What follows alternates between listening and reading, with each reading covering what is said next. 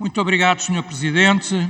Sr. Presidente, senhoras e senhores deputados, o CDS utilizou o seu último agendamento potestativo nesta legislatura para que esta matéria fosse discutida, porque nos pareceu que não faria nenhum sentido encerrarmos os nossos trabalhos sem que uma matéria que tem estado na opinião pública e que tantas vezes tem sido falada não tivesse aqui uma decisão. O que está em causa, Sr. Presidente, Srs. Deputados, a resposta é muito simples. Está em causa pôr termo a um regime que, independentemente da sua intenção original, já não faz sentido. Ou seja, a Lei 9 de 2020. Esta lei teve, desde o seu início, e é muito claro nos termos da própria lei, uma natureza excepcional. Estamos a referir medidas de exceção num período grave de pandemia, de confinamento do país e, obviamente, de risco muitíssimo elevado. Neste momento, a situação está, não tendo a pandemia desaparecido, como é evidente, mas está relativamente controlada. As medidas excepcionais, e designadamente todas as medidas mais gravosas, foram já levantadas. E, sobretudo, a vacinação, que é obviamente o elo de ligação entre estas medidas e a sua realidade ou a sua adaptação, não justificam. A vacinação está concluída, está praticamente terminada em todo o sistema prisional e, portanto, nada justifica a manutenção desta lei e, por isso, ela deve ser revogada. Esta lei o que permitia? Permitia o perdão parcial de penas, permitia um regime especial de indulto, permitia ainda regimes especiais de extraordinários de saída administrativa, sendo que, obviamente, todos eles permitiam a saída de presos das cadeias, sendo que, em alguns casos, eles teriam e tiveram que, obviamente, regressar consoante a medida que lhes foi aplicada. Terão saído, com base neste regime, qualquer coisa como 3.000 presos das cadeias, o que superou bastante a previsão original, que rondaria os 2.000. E destes, umas 500 a 600 terão regressado em função da medida que lhes foi aplicada.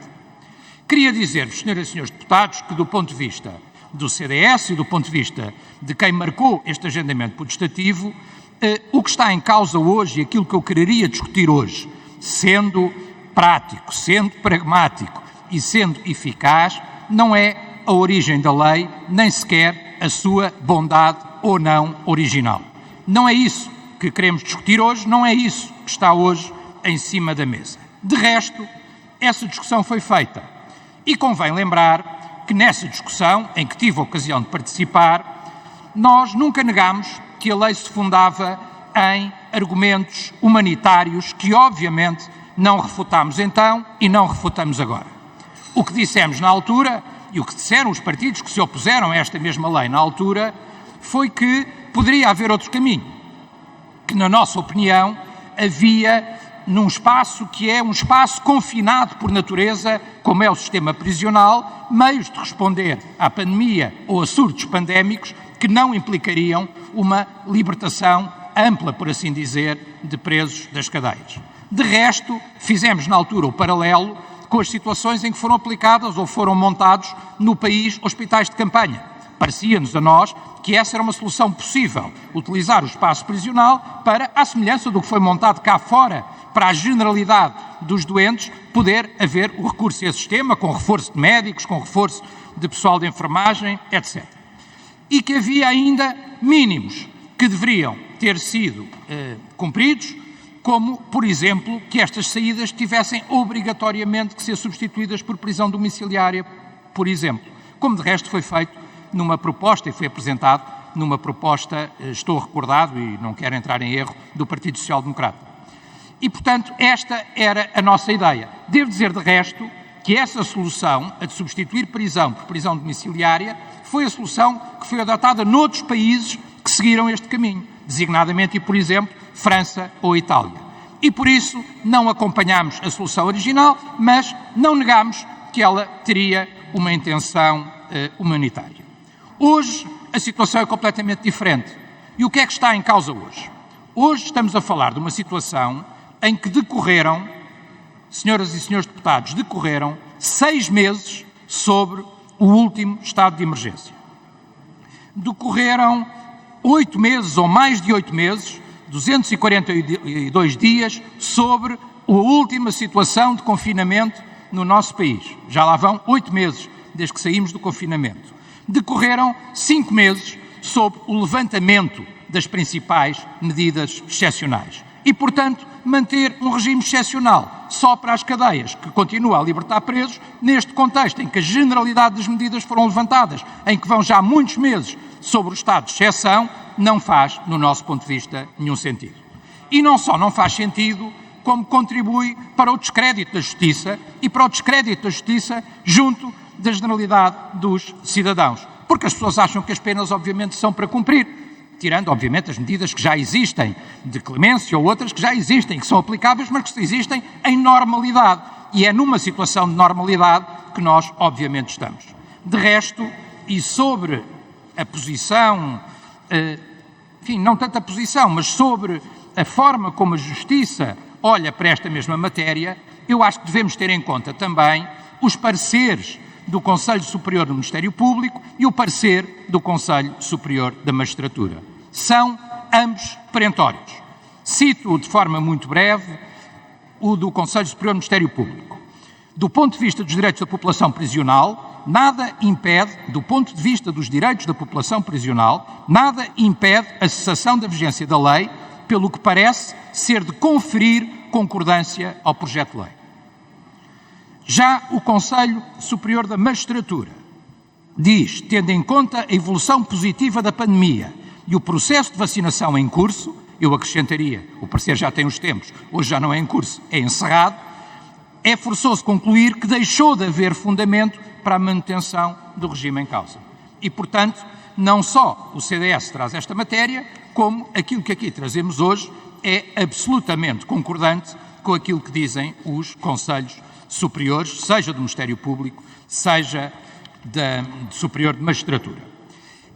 Dizer também que, olhando para este regime e olhando para trás, a verdade é que não existiram, infelizmente, grandes surtos nem grandes problemas nas cadeias portuguesas. Houve casos, houve doentes, não sei se terá havido mortes, não tenho registro disso, mas pelo menos mortes nos mesmos termos que aconteceu nos lares de idosos, por exemplo, não aconteceram e, portanto, globalmente o sistema, deste ponto de vista, conseguiu funcionar, apesar das condições complexas e difíceis que nós vivemos no nosso sistema prisional, o que é um mal crónico no nosso país há décadas, diria eu, à nossa parte. Alguém reconheceu até, lembro-me, o então Ministro da Justiça e hoje Primeiro-Ministro, que o país nunca investiu em prisões praticamente desde o 25 de Abril. Numa fase inicial era compreensível, tínhamos chegado à liberdade, mas depois, efetivamente, o país nunca fez os investimentos necessários.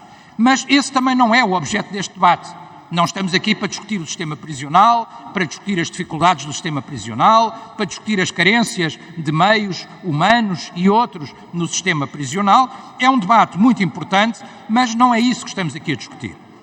Objetivamente, este regime, e não estou a fazer um juízo de valor, este regime serviu de facto para reduzir a sobrelotação das cadeias. Reduziu seriamente a população prisional no nosso país. Nós tínhamos uma taxa de 122,7 por 100 mil habitantes. No fim deste regime, passámos para 109,6 por 100 mil habitantes, aproximando-nos da média da União Europeia. Não quero fazer um juízo de valor sobre isto, é conhecida a nossa posição crítica sobre o regime, mas de facto contribuiu para resolver o problema da sobrelotação e isso é muito claro, por exemplo, no relatório que aqui discutimos na semana passada da Provedoria de Justiça. Não tenho dados sobre reincidência, sobre o que é que aconteceu a estas pessoas que foram libertadas, não tenho dados e, portanto, sobre isso não posso tirar nenhuma conclusão. O que eu tiraria como conclusão, e posso até admitir que os defensores do regime possam aqui dizer que ele terá também contribuído para que não tenham havido problemas de maior em termos de pandemia nas cadeias, não tenho dados concretos sobre isso, mas admitamos teoricamente que sim, que isso poderá ter contribuído. Aquilo que aqui discutimos hoje e aquilo que aqui resolvemos hoje é se este regime faz sentido continuar a vigorar ou não. E, na nossa opinião, e por isso trazemos a proposta, não faz nenhum sentido. De resto, reparem numa coisa. Nós falamos em normalidade global no país, basta ver nós próprios aqui no Parlamento a forma como funcionamos hoje e como funcionávamos nesta altura, mas isto reflete-se em toda a sociedade.